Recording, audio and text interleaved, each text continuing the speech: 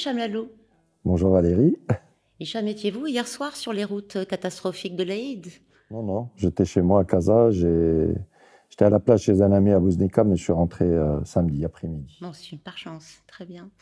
Hicham, vous êtes un designer reconnu par vos pairs de niveau international depuis plus de 2 décennies. Vous avez siégé au conseil d'administration de l'Organisation mondiale du design aux côtés des grands noms de la discipline. Enfin, vous êtes le deuxième Africain et le premier Arabe élu au sein de cette organisation en plus de 60 ans d'histoire. On peut dire que vous êtes en quelque sorte le maître du design marocain et africain, et cela dure depuis 25 ans. Bah, écoutez, oui, je fais partie d'une famille, d'une communauté. On œuvre tous pour la promotion de cette discipline, chacun à son niveau, et je peux dire que ça fait pas mal d'années que je suis dans pas mal d'initiatives, d'actions et d'efforts pour faire la promotion de la discipline, pour parler de l'Afrique, parler du Maroc, parler de la région MELA, donc North Africa, Middle East. Et puis, cette reconnaissance de mes pairs, effectivement, ça a été une grande surprise pour moi parce que jamais j'aurais pensé être élu au sein du board de la World Design Organization. Donc, j'ai fini ma mission en octobre 2019 et depuis février, j'ai été nommé conseiller pour l'Afrique pour la même organisation. Voilà. Vous avez déclaré que le design n'est pas seulement d'ordre esthétique, mais qu'il est destiné à apporter de la valeur, qu'il sert aussi bien l'entreprise que l'industrie, que l'artisanat, que l'éducation, l'économie. Pouvez-vous nous expliquer? Oui, bon, le design dans la tête des gens, c'est juste pour eux, c'est uniquement un acte créatif ou l'objet fini. Mais avant tout, d'arriver à un objet fini ou à une application ou à un résultat, il y a toute une méthodologie, un processus pour arriver à ça.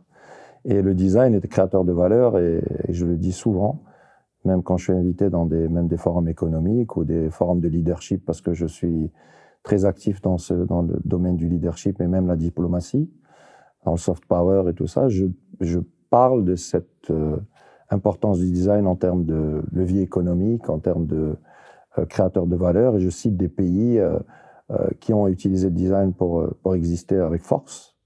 Par exemple? La Corée du Sud, la Turquie, la Chine, l'Inde, et puis notamment, je parle aussi de comment le design peut aider à la croissance économique, à mieux exporter, à mieux faire exister nos marques, à mieux faire exister nos produits, à mieux faire exister nos créateurs, et comment l'éducation a son rôle à jouer.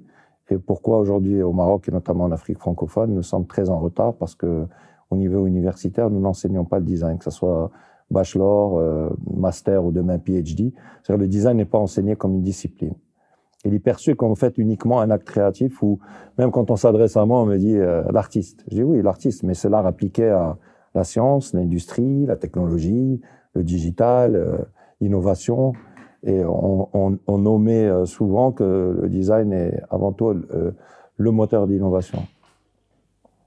Alors de votre côté, vous encouragez la compétence marocaine et vous donnez votre chance aux jeunes. Votre équipe est composée de fils de bonne famille, comme vous dites, en Darija, Ouelness. Ouelness, oui.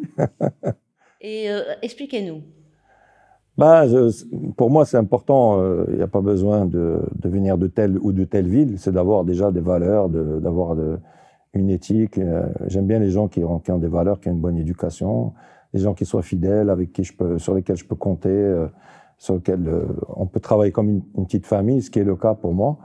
J'ai des jeunes Marocains qui travaillent avec moi. On est une petite équipe, mais on arrive tout en étant une petite équipe à relever des très grands défis et à faire des projets importants par la taille, et tout le monde pense que des fois on est peut-être 20 ou 30, alors que c'est pas le cas. Je leur dis c'est pas ce qui compte, parce que malheureusement la mentalité elle est comme ça. C'est pas la quantité qui compte, c'est la qualité. On peut être pas nombreux, mais être efficace, être réactif et faire du bon travail et surtout être sérieux. Et c'est pour ça que j'aime bien cette notion de ouladness, les enfants de bonne famille, c'est des gens bien éduqués, qui ont des valeurs et qui sont respectueux, voilà. Et Dieu sait qu'aujourd'hui de nos jours, les valeurs s'évaporent. On est plutôt dans une ère du matérialisme et du show-off, alors que moi, ça, c'est pas quelque chose qui me plaît particulièrement. Alors, votre équipe, vous donnez leur chance aux jeunes et vous faites confiance à la compétence marocaine. Oui, effectivement, je défends beaucoup la compétence marocaine et la jeunesse, parce qu'on a des jeunes qui sont formidables, qui font du super boulot dans tous les domaines, et qui, si on n'a pas la capacité de les identifier et de leur permettre de s'exprimer, comme moi, on m'a permis, quand j'ai démarré, de m'exprimer, parce qu'on m'a donné ma chance. Et même maintenant, si on ne continue pas à me donner ma chance, ben je peux, surtout avec cette crise terrible que nous sommes en train de vivre, et que nous sommes qu'au début de la crise économique, rappelons-le, ben, ça peut s'arrêter du jour au lendemain. Rien n'est acquis. Et puis, je pense qu'aujourd'hui, encore plus que jamais, qu'il faut mettre la compétence marocaine au centre de cette relance post-Covid. C'est important. Vous vous êtes battu pour arriver où vous en êtes aujourd'hui. Pourtant, dans votre vie, tout n'a pas toujours très bien débuté. Vous avez 11 ans quand vos parents ont divorcé. Une blessure pour vous qui ne s'est toujours pas refermée. Ben oui, le divorce dans la vie bon, tout le monde vit ça, c'est quelque chose qui fait partie de la vie, mais quand on a vécu ça, c'est vrai que c'est quelque chose qui vit en nous, qui est avec nous. On ne peut pas l'effacer ou l'oublier. Surtout quand on est un créatif ou un artiste, on a une sensibilité un peu plus que la normale. Et puis, bon, on est assez touché par beaucoup de choses. Et puis, bon, c'est quelque chose qui fait partie de la vie, qui est toujours en moi. Mais je vis avec, voilà. Ça m'a peut-être permis de me renforcer et d'être encore plus... En fait, cette performance et cette envie de me battre vient sûrement de cette histoire familiale, puis de l'internat, parce que j'ai fait 4 ans d'internat, j'ai appris à me débrouiller tout seul, à tout faire tout seul. Et... Votre parcours, racontez-nous. Ben oui, donc bon, mon parcours. Déjà, je suis né, j'ai grandi à Rabat. Mes parents ont choisi de me mettre à la mission, pas par snobisme ou parce qu'ils avaient des moyens, parce qu'à l'époque, ils avaient envie de me mettre à la mission, comme beaucoup de parents l'ont fait pour d'autres enfants. Alors, ce qui était drôle, c'est que je n'ai pas commencé par la mission. Moi, je suis né au Agdal, pas loin du grand hôpital à Vicenne. Et à l'époque, on était voisins de l'école américaine de Rabat. Et mon père n'avait pas les moyens, c'était un jeune fonctionnaire qui démarrait, donc.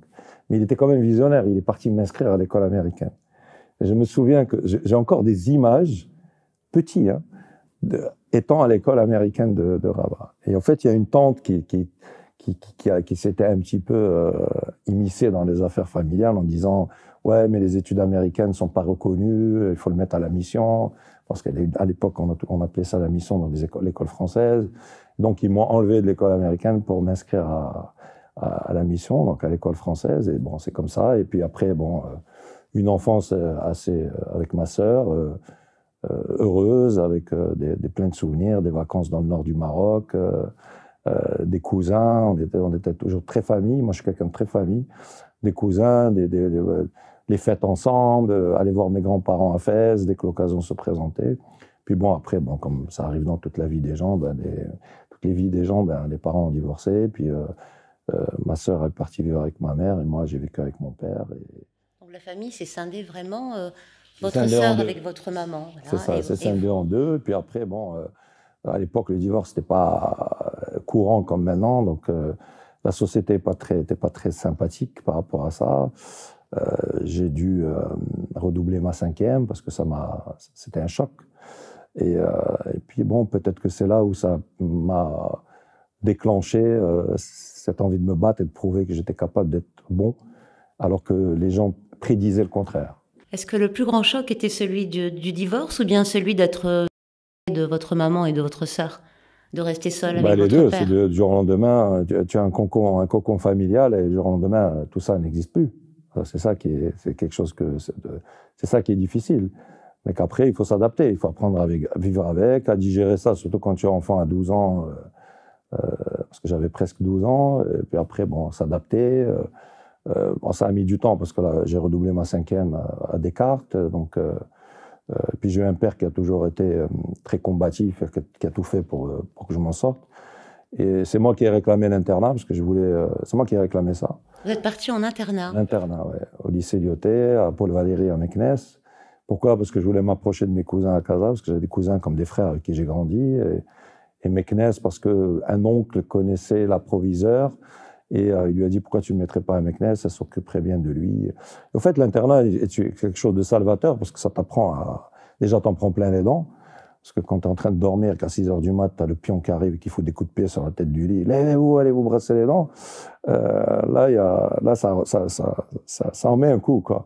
Après, j'ai fait l'internat en France. Et après de l'internat, j'ai commencé à vivre seul très tôt, à 18 ans. Et voilà, tout ça, en fait, tout ça, c'est en fait une maturité rapide, voilà, parce qu'on se prend en main.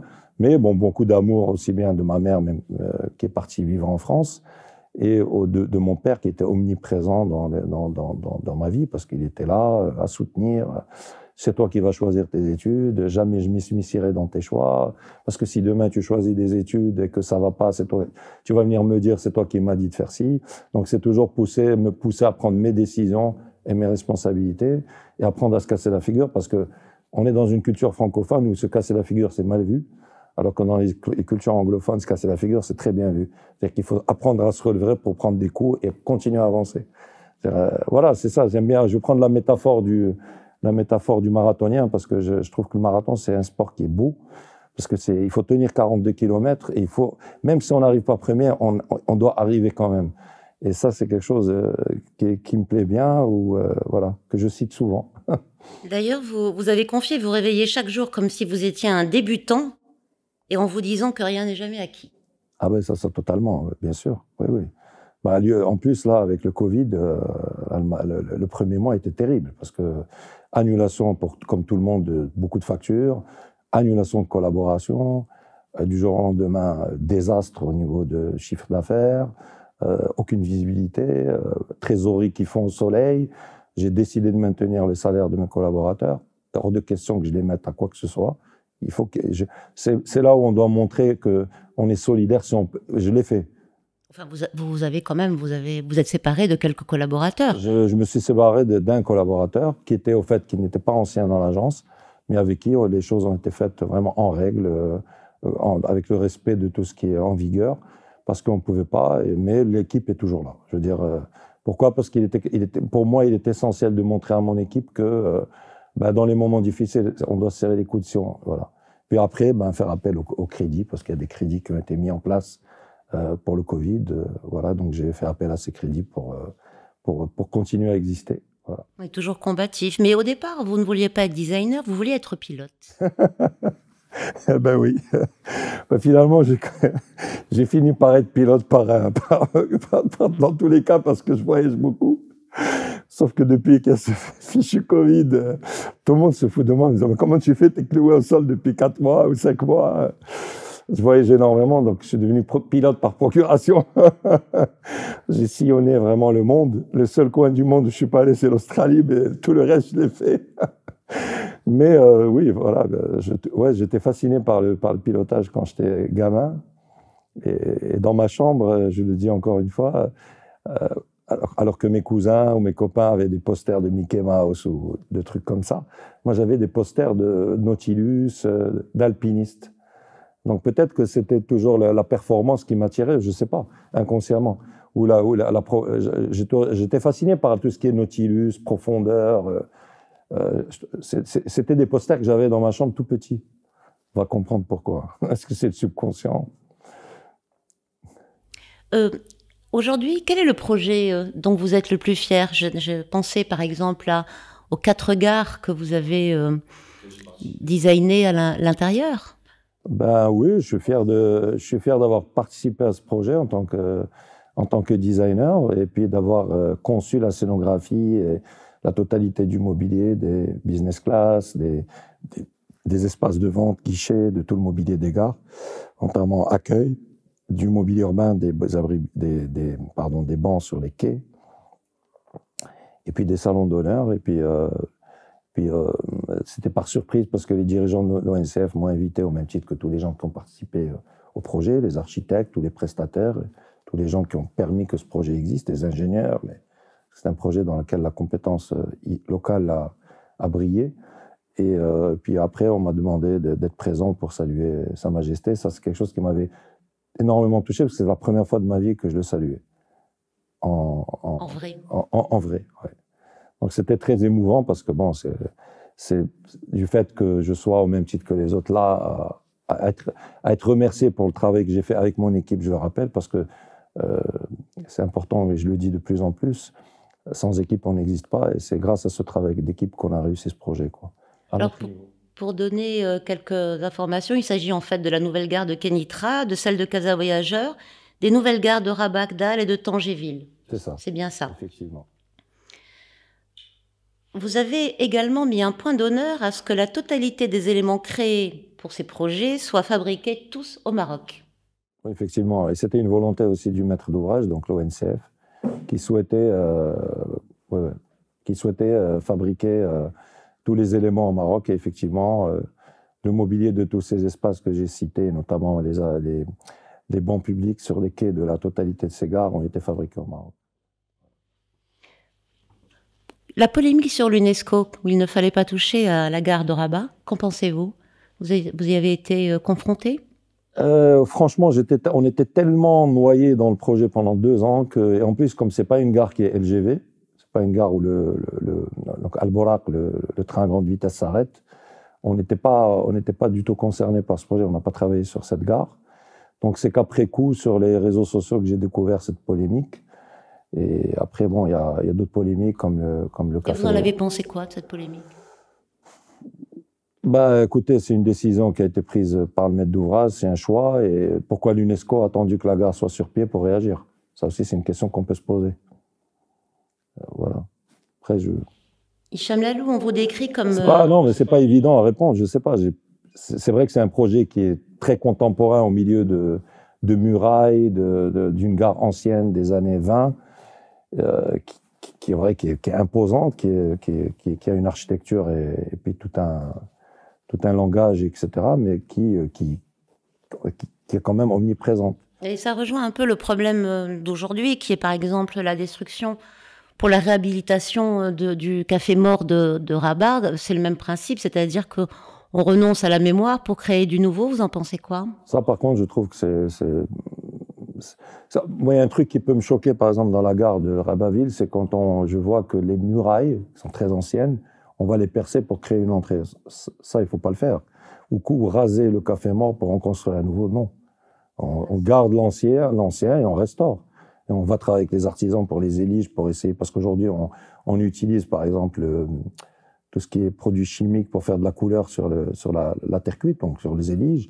Voir est-ce qu'on pourrait pas travailler sur, par exemple, le bleu cobalt, qui sont des pigments naturels, voir est-ce qu'on c'est pas l'occasion de travailler avec eux sur la restauration. S'il y a des problèmes au niveau des dalles, parce que sûrement que les dalles étaient fatiguées sur les différents bâtiments, mais j'ai vu beaucoup d'images qui ont été postées sur les réseaux sociaux, et j'ai vu depuis donc des images depuis le siècle dernier, le début du siècle dernier, il y a eu des ajouts. Ah, déjà des ajouts sur Ah le oui, café. des ajouts. Quand on voit les vieilles images, et au fil des années, des décennies, il y a eu des ajouts. Plusieurs restaurations. Il y a des choses qui ont été rajoutées, les pergolas n'existaient pas, etc., etc.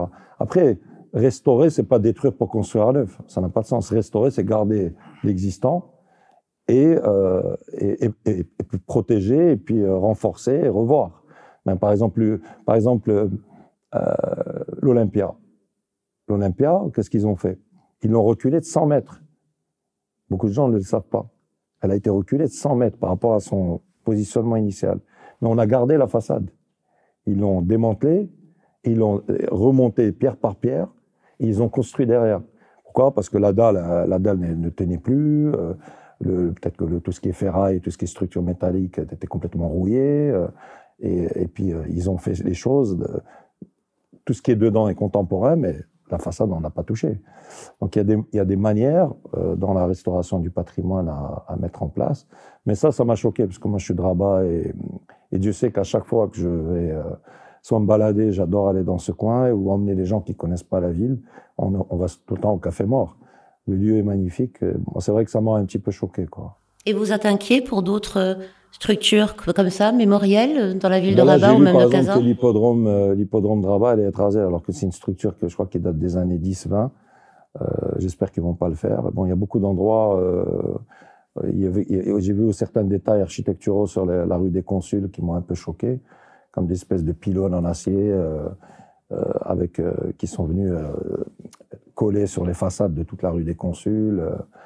Donc je pense qu'il faut peut-être mettre en place, avant de lancer des projets, des vraies démarches en termes de restauration de patrimoine pour éviter de faire des choses qui peuvent choquer. Ou si on décide de mettre du bois, est-ce que le bois il est étuvé, est-ce qu'il va tenir dans le temps? Parce que la rue des Consuls avait été refaite il y a plusieurs années. Mais je pense que le bois n'a pas dû tenir, donc ils sont en train de refaire le bois. En fait, le bois, c'est ce qui court et qui donne de la pénombre sur toute la rue. Donc je pense qu'il faut faire attention au patrimoine et puis il faut essayer de garder le maximum et sauver ce qu'on peut sauver. C'est ça le but. Même quand le palais, c'est lequel qui a été brûlé entièrement en Angleterre, pas le palais de Windsor. Je me rappelle plus, c'était un palais complètement rasé par les flammes. Royaume-Uni? Oui, au Royaume-Uni, il a été reconstruit à l'identique.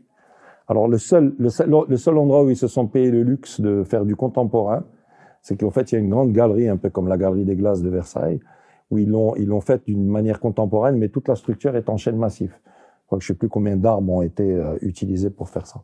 Mais dans les règles de l'art, c'est-à-dire avec le style de l'époque, etc. Et tout. Hicham Lalou, on vous décrit comme un être rebelle, mais aussi hypersensible. Ouais. Expliquez.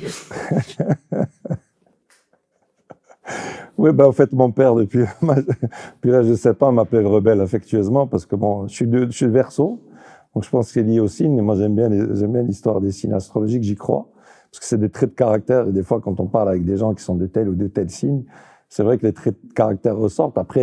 Après, chacun a son vécu, son éducation, ses valeurs, ce qu'il a appris en fonction de ce qu'il a vécu dans sa vie, etc., etc.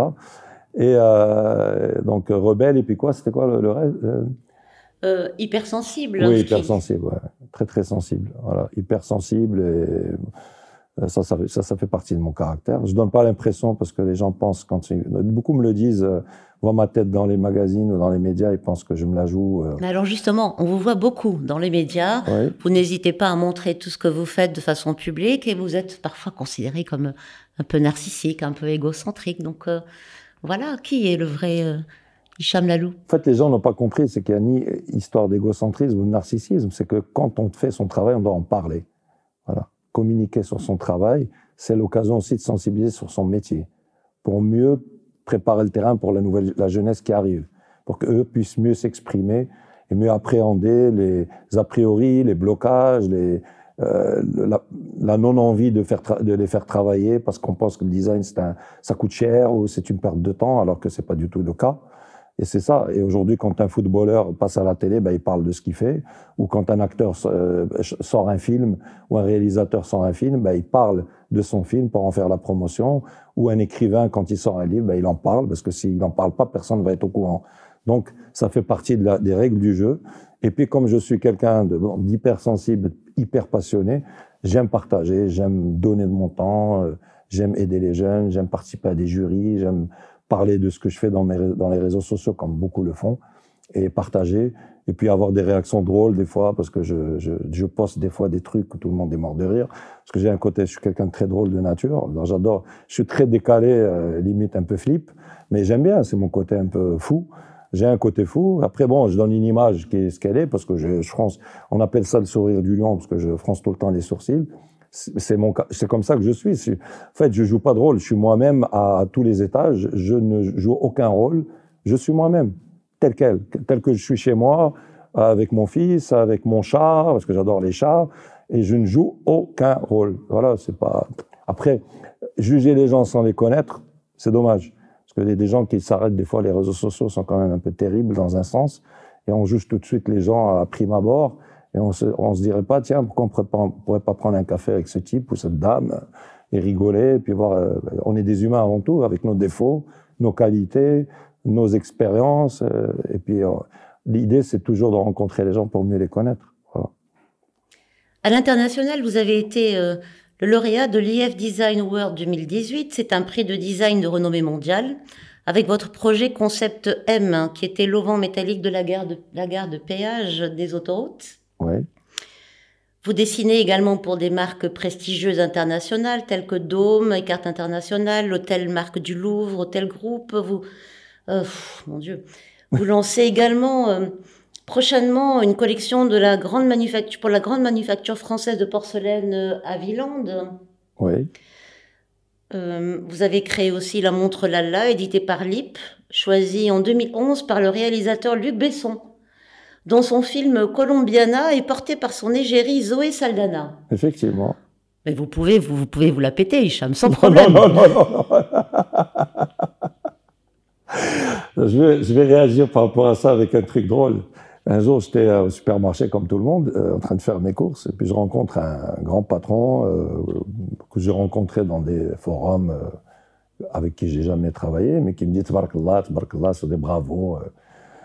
Je lui dis, ça me touche vraiment que tu me dises Tabarakallah, mais j'aimerais bien que le Tabarakallah soit suivi de donner du travail pour faire confiance. Parce que si j'arrive à la caisse et que je dis à la caissière, je suis flemme, je suis un tel, et on m'a dit Tabarakallah, elle va dire, moi je m'en tape, tu payes ta facture. Parce qu'après tout, nous, on a besoin de travailler pour exister. Je veux dire, terre à terre et soyons primaires. Après, oui, le EF Award, c'était une belle récompense avec l'équipe. En fait, ça dépend d'où vous venez. C'est quand on va de Casa vers Tanger ou vers Oujda ou vers Fès ou Meknes, on prend le pont à Auban, qui est le plus grand d'Afrique, Mohamed VI. Et après, on s'arrête pour payer. Donc ça, c'est ce qu'on appelle communément dans le jargon architectural un auvent. Et la gare de péage, c'est, en fait, pour mieux illustrer, c'est l'ensemble des servitudes, la gendarmerie, le bâtiment des autoroutes. Donc j'ai dessiné ce auvent. On a travaillé dessus de 2010 à 2016, pendant 6 ans, jusqu'à ce que l'inauguration d'autoroute de contournement de Rabat soit inaugurée par Sa Majesté. Et donc, moi, j'avais gagné la consultation en tant que designer, agence de design, pour concevoir ce auvent. C'est la première fois que les autoroutes du Maroc pensaient à s'adresser à consulter pour que le design ait sa place. Donc c'était quand même une démarche incroyable à l'époque. Et on a travaillé avec ma petite équipe sur ce projet. Il a fallu contacter des ingénieurs de mon côté pour savoir comment ça se fait, comment ça marche, comment on fait un projet comme ça. J'ai dû identifier quelles étaient les capacités industrielles et technologiques au Maroc pour pas aller présenter n'importe quoi au maître d'ouvrage. Parce que si on arrive avec des idées farfelues et qu'après on te dit on choisit ça et que c'est pas faisable, tu passes pour un vendeur de sommeil, quoi. Donc c'était un travail quand même assez intéressant. Et en tant que maître d'œuvre, j'ai travaillé avec des ingénieurs, des bureaux d'études, j'ai beaucoup appris. À l'époque, les directeurs et les équipes d'autoroute du Maroc étaient super sympas. En tant que jeunes, hein, ils n'étaient pas là pour te rejeter. Et puis ils appréciaient beaucoup quand tu leur dis je sais pas, est-ce que vous pouvez m'expliquer? Je sais pas, j'ai envie d'apprendre, expliquez-moi. Et après, quand ils ont sélectionné les bureaux d'études, travailler avec des gros bureaux d'études, des bureaux de contrôle, quand l'entreprise qui était en charge de la construction travaillait avec son bureau d'études et avec les dirigeants de cette entreprise, en interaction, et toi, en tant que maître d'œuvre, c'est toi qui es en charge de iriger ce truc. Et c'était d'une émotion incroyable parce que je me rappelle avoir roulé sur cette autoroute que maintenant tout le monde prend, et c'était du sable. Il y avait des camions partout. Le pont n'était pas fini. Je me rappelle, je m'étais arrêté au bord du précipice et je voyais le tablier qui n'était pas encore arrivé de l'autre côté des deux bouts, quoi. Et ça, c'est quand on a eu le EF Award, c'était super avec mon équipe parce qu'ils étaient très contents. L'entreprise qui a été chargée de fabriquer cet ouvrage d'art, qui s'appelle Intertridim, j'ai parlé à M. Assad, son dirigeant. Je lui ai dit, tiens, j'ai une idée à te proposer, pourquoi on ne filmerait pas le process de A à Z? Moi, j'ai pas les moyens de financer, de filmer, parce que c'est quand même 9 mois de travail avec des caméras, des drones, des trucs. Il m'a dit, c'est une super idée, je vais le faire, avec plaisir, c'est une très bonne idée. Donc, ce qui est génial, c'est qu'est-ce qu'il en reste? Il restait un film. Et on voit tout un tas tout ce processus. Donc ça, c'est pour moi, par exemple, par rapport à la question de tout à l'heure, c'est une fierté pour moi d'avoir eu la chance de faire un projet de cette taille, avec des chiffres qui font tourner la tête à notre niveau à nous, en tant qu'agence, avec mon équipe, et puis de collaborer depuis maintenant plus de 10 ans avec différentes marques internationales. C'est vrai que c'était franchement, mais je ne m'attendais pas du tout à ça quand j'ai commencé à le faire. Je veux dire, j'ai fait mes études à Paris, à l'Académie Charpentier, j'ai eu mon diplôme en juin 1995, j'ai étudié des designers comme tous les designers ou les architectes d'intérieur comme moi qui ont fait leurs études. J'ai étudié des grands noms du design comme André Putman, Philippe Stark, Walter Gropius, le fondateur du Bauhaus, donc des grands noms de l'histoire du design jusqu'à nos jours. Et du jour au lendemain, tu te retrouves à signer pour des marques qui collaborent avec ces designers, Je me retrouve dans des livres avec Zaha Hadid, avec André Putman.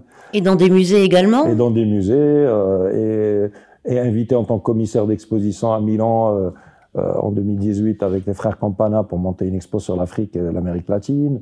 Et me retrouver dans un dîner de gala avec Stark, avec tous ces gens. Et je commençais franchement à devoir me pincer. Je le disais avec Marva Griffin, qui m'avait invité, qui est une grande personnalité du monde du design à Milan, reconnue mondialement, qui est une grande dame. Et je lui dis, mais écoute, j'arrive pas à croire que je suis avec ces gens. Elle m'a dit, mais nous, on te reconnaît, mais chacun a son parcours, chacun a son âge. Mais ne t'inquiète pas, on te reconnaît. Et franchement, c'est à chaque fois des surprises.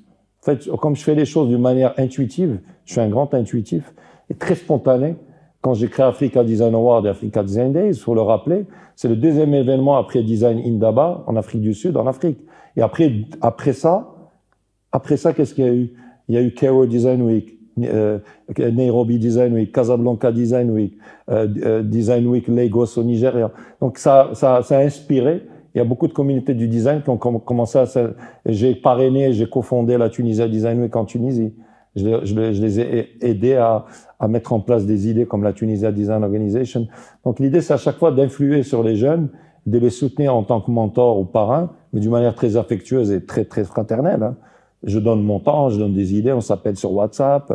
Et c'est ça qui me plaît, moi. C'est ça moi, c'est ce qui me rend heureux de vivre, quoi. C'est de partager, de sentir que que j'existe avec les autres, de parler des autres, jusqu'au projet du livre, on en parlera, que j'ai coécrit sur Design en Afrique, etc. Voilà. Alors, sur le Design en Afrique, justement, vous avez quand même, vous ambitionnez de mettre en place, en collaboration avec un groupe d'investissement, un projet de réseau d'écoles de design en Afrique de l'Ouest dans un premier temps, avec comme base le Maroc, l'Africa Design School by Africa Design Academy. Est-ce que vous avez réussi à créer ce réseau? Je suis en train de travailler sur ce projet, effectivement. On en a parlé. C'est un projet que j'ai initié en 2014 quand j'ai lancé Africa Design Award à Libreville, au Gabon, pendant le New York Forum Africa. Rappelons-nous que c'est un projet qui était en train de mûrir depuis pas mal d'années.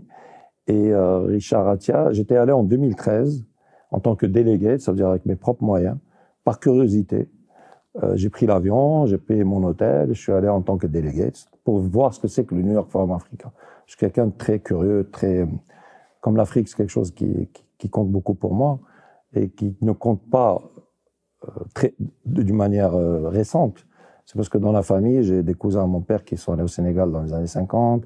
J'ai une tante, Dieu ait son âme, la sœur aînée de tous les frères et sœurs de mon père qui nous a quittés il y a quelques années, qui nous préparait tous les vendredis depuis notre enfance le tiboudienne, qui est le plat national sénégalais, et que quand c'était le vendredi le couscous, il y avait le tiep et le couscous. Donc j'ai grandi avec le Sénégal dans la famille. On parlait beaucoup de Sénégal et beaucoup d'Afrique. Et mon père en parlait, mes oncles, ma tante surtout. Elle nous disait même, j'ai passé mon permis à Dakar. Donc tout ça, c'est quelque chose avec lequel j'ai grandi. Et quand je suis allé en 2013 en tant que délégué au New York Forum Africa, quelqu'un m'a dit, viens, je te présente Richard. Je l'ai rencontré, qui est un compatriote, qui est marocain. Richard Atias. Voilà, exactement, qui m'a dit, oui, bravo, je suis ce que tu fais depuis pas mal d'années. J'ai dit, ah bon? Oui, on a parlé. Il m'a dit, l'année prochaine, je te mettrai à l'honneur pendant le New York Forum Africa. La salle plénière sera à toi et je t'inviterai. Bon. On s'est salué, slema, on va. Bon, l'événement s'est terminé, ça m'a permis de découvrir le Gabon que je connaissais pas, qui est un très joli pays, Libreville et tout. Et après, je suis rentré sur Casa. Les mois sont passés, c'était en mai 2013, et je reçois une lettre en janvier 2014. Alors que 3 jours avant, j'avais lancé l'initiative en parlant dans la presse d'Africa Design Award, d'Africa Design Days. Pourquoi? La plateforme, c'était pour la promotion des jeunes designers, voilà la vision, etc., etc. Je me rappelle, j'étais à hauteur de l'ex-Comanav, donc là où il y a le bâtiment de CMA-CGM à Casa, et au feu rouge, et je reçois un appel. Je vois, c'est un numéro américain, je réponds, j'avais des oreillettes. Oui, allô, bonjour. Et là, il me parle, c'est Richard. Ah, comment allez-vous? Non, c'est pas la peine de vous voyez, tutoyez-moi. tutoie-moi. En fait, comme il est marocain, il reçoit les newsletters, donc des différents supports journalistiques marocains. Et c'est quoi Africa Design Award, textuellement? Je lui explique en même pas 2 minutes, voilà, alors que j'avais ni comité, ni site web, rien. C'était une idée que je voulais mettre en place. Voilà. Et que j'avais mûri pendant 2 ans, bien avant que j'aille en 2013 à Libreville. Et je lui explique en 3 minutes. Il me dit en mai, on le fait sous le patronage du président Ali Bongo, on remet les prix, on va travailler. Je dis non, franchement, mais c'est vrai ou quoi? Il me dit oui. Ah, par contre, est-ce que tu as reçu la lettre d'invitation pour le panel? Donc j'ai reçu une lettre de New York par courrier express en me disant vous êtes invité pour un panel et que vous serez à l'honneur. Donc ce qu'il avait dit, il l'a fait. Et en parallèle, il m'appelle pour me dire c'est quoi ce projet. Donc le projet a eu lieu, on a remis les prix devant 2200 personnes. Je suis monté sur on stage avec lui, avec le micro, donc ça, il y a toutes des vidéos. Et pendant le panel, je parle notamment de ce projet d'école qui me tenait à cœur et que c'est quelque chose que je mettrai un jour en place, que je vais en parler autour de moi. Et effectivement, c'est un projet sur lequel nous sommes en train de travailler actuellement avec tout un groupe, une équipe. J'ai 0 dirham, mais l'idée, c'est de créer un tour de table, de mettre des partenaires sur le projet, de partager mon expérience et de former des jeunes, Inch'Allah. Voilà. Donc c'est un projet c'est un projet. Mais la vidéo où je parle de ça sur le panel à Libreville existe. Hein, je veux dire, c'est ça qui est très intéressant. En 2016, vous recevez la distinction de Chevalier de l'Ordre et des Arts et des Lettres décernée par la République française, qui récompense votre parcours, votre vision, votre engagement pour le design et l'innovation à travers le monde, ainsi que votre implication envers la jeune scène marocaine et africaine. Mais quelle récompense avez-vous reçue au Maroc? Déjà, déjà, quand j'ai reçu ça, j'étais un peu, comment dire, très étonné, très ému. Je me rappelle, l'histoire de Très Sensible, je reçois un coup de fil, on me dit, tu viens à l'ambassade, donc à la SCAC, au service culturel d'action culturelle, qui dirige les instituts français.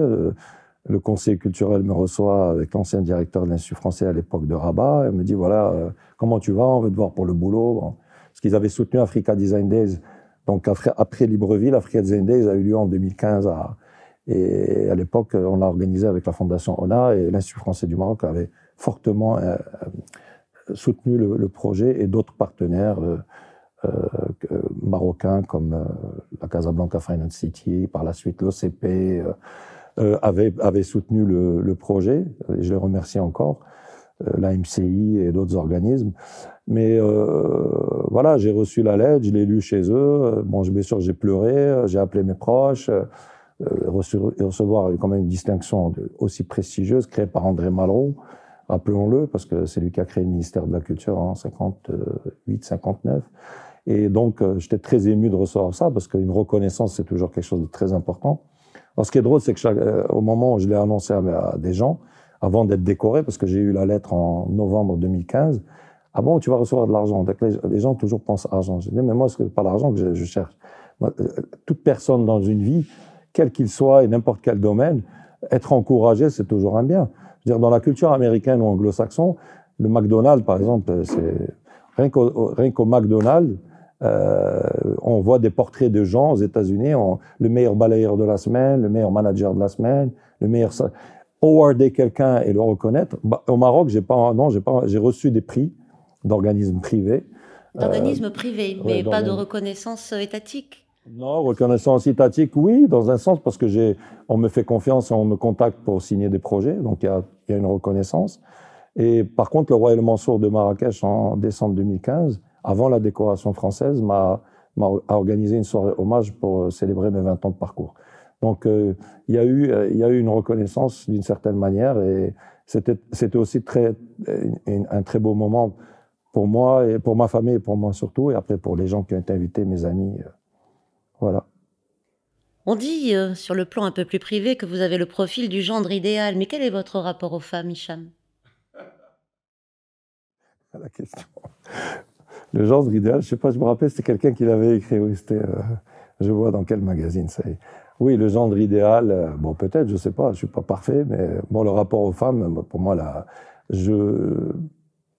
comment je vais le dire? Je dis souvent que j'ai une part féminine en moi, parce que la sensibilité que j'ai créative et mon hypersensibilité personnelle, elle est féminine avant tout. Elle n'est pas masculine. Je pense qu'on a tous en nous, les hommes, et encore plus les créatifs, on a une part féminine en nous qui est soit qu'on reconnaît et qu'on ressent, soit qui est complètement en nous, mais on n'est pas finalement, certains ne sont pas conscients. Donc j'ai un rapport par rapport aux femmes et à la féminité que j'ai en moi, et que j'ai un respect profond pour les femmes et pour leur rôle et leur importance, parce qu'elles jouent un rôle important. Déjà, les premières sont nos mamans, et c'est grâce à elles qu'on grandit, qu'on existe, et qu'elles nous transmettent beaucoup de belles choses. Et bisous à toutes les mamans. Hein. Vous êtes marié depuis plus de 20 ans. Vous avez rencontré votre épouse à Toulouse, elle est française, et vous avez 24 ans de vie commune. Mais votre épouse est très discrète. Que pouvez-vous nous en dire? Des fois, on m'appelle Colombo. Parce que bon, je parle souvent d'elle, mais on ne la voit pas. Mais bon, après, puis voilà, c'est une question de chacun a sa vie, sa discrétion. Et puis on a un garçon qui a 13 ans. Et puis après, bon, tout ce qui est privé, en général, les gens ne parlent pas trop. Après, on a notre vie, on a notre parcours et on avance, voilà. Vous avez un rêve qui est celui de devenir ambassadeur. Est-ce vrai? En fait, je le suis devenu par la force des choses, parce que comme beaucoup de personnes au Maroc qui jouent le rôle de parler de leur pays là où ils vont, dans tous les secteurs, dans tous les domaines, et notamment dans la musique, dans l'art, dans la chanson. Non, je parle d'un diplomate professionnel. Oui, donc je le suis devenu par ce que je fais, mais j'en rêve. Oui, j'adore la diplomatie. On me l'a dit il y a 2 ans. J'étais invité à l'Académie des études diplomatiques à Rabat, c'est là où sont formés des futurs diplomates, et notamment des diplomates africains. Et d'anciens ambassadeurs et des étudiants, notamment africains, sont venus me voir après ma conférence et ils m'ont dit, écoutez, bravo, c'était super. Je dis merci. Mais vous avez un don? Je dis, lequel? En tant que designer, oui, je sais. Non, vous avez un don parce que vous êtes un designer, ok, mais vous avez un don d'ambassadeur. Vous avez une stature et une façon de parler, une façon d'exprimer qui est celle des diplomates. Et c'est là où est venue en fait, je me suis découvert ce talent qu'on m'a dit. Et pourquoi pas un jour, ouais, ça serait sympa d'essayer ça, quoi. Vous avez une devise, Hicham Lalou, qui est très jolie et que j'aime beaucoup, celle de « Je n'ai pas fini d'être ». Oui, je l'ai sortie ici, en plus, l'autre fois. Oui, vous l'avez sortie ici. Quand je suis venu visiter les lieux, avant d'organiser la rencontre. Oui, je n'ai pas fini d'être parce que pour moi, franchement, vraiment, sincèrement, rien n'est acquis pour moi, mais rien. Peut-être vous allez faire beaucoup d'autres choses. Oui, je sais, mais je le dis et je le redis, si on n'a pas sur le chemin des gens qui croient en toi, qui te permettent de continuer à t'exprimer, qui croient en tes projets, en tes rêves, qui ne te soutiennent pas, qui te permettent pas de continuer, tu peux te casser la figure du jour au lendemain, rien n'est acquis. Aujourd'hui, les grands noms de la mode, ou du design, ou de l'architecture, tous ont des fonds d'investissement qui sont derrière eux, qui les structurent, qui les permettent d'avancer, qui leur permettent de travailler, de s'exprimer. Parce que sans ça, on ne peut pas. Alors ceci est un appel aux fonds d'investissement marocains pour le design national. Au jour d'aujourd'hui, avec cette crise du Covid, je le dis, rappelons-le, on n'est pas sorti de l'auberge déjà du Covid, mais la crise économique, c'est à peine les balbutiements. On a à peine mis la première, si on peut dire.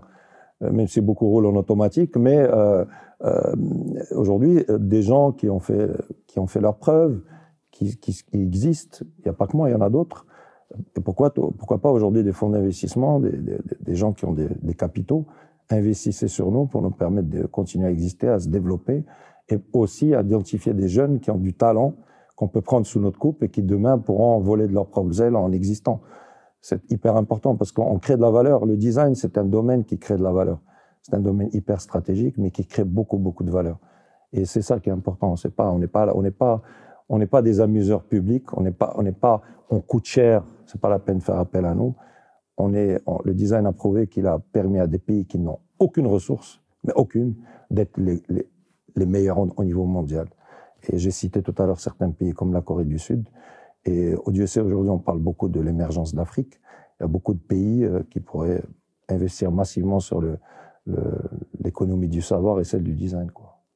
Dernière chose, vous avez, en mars 2020, pardon, vous avez offert le design du premier respirateur 100% marocain pendant l'épidémie du Covid-19. Oui, effectivement, j'ai été contacté par le ministère de l'Industrie, on m'a parlé du projet. Et comment c'est arrivé? Je raconte l'histoire. J'étais en train de lire un magazine économique et je vois un jeune qui est de Tanger, qui était en train de travailler sur un respirateur et qui en parlait.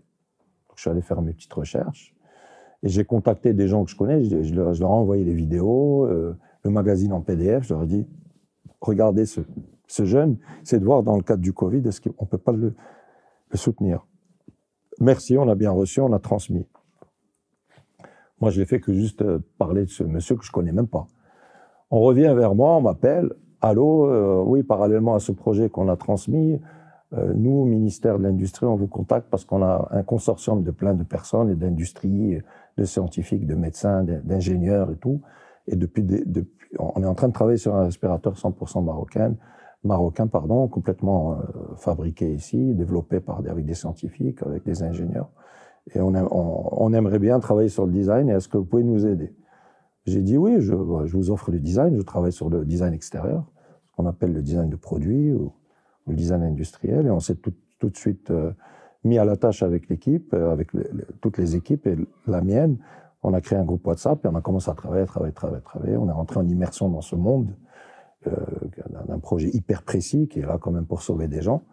Et on a travaillé, on a finalisé le projet. Puis le projet, le respirateur aujourd'hui existe et est complètement opérationnel pour lutter contre la crise. Et le design favorise d'avoir un bel objet qui soit friendly, ça veut dire qu'il soit joli à regarder. Parce que quand on est malade, c'est pas agréable d'avoir des tuyaux qui vous arrivent dessus.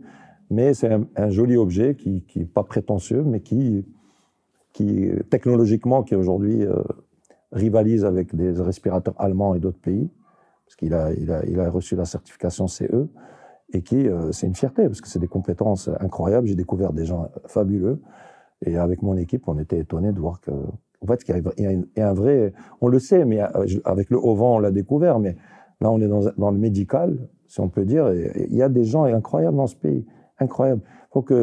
Il faut vraiment encourager les gens qu'il y a ici, et je pense qu'avec ce projet de respirateur, ou notamment les masques, parce qu'ils ont même développé dernièrement des machines qui vont permettre en fait, toute la chaîne de valeur, pas uniquement le tissage, mais ils sont en train maintenant de développer toute la chaîne de valeur pour fabriquer globalement le masque, avec la machine-outil, si on peut dire.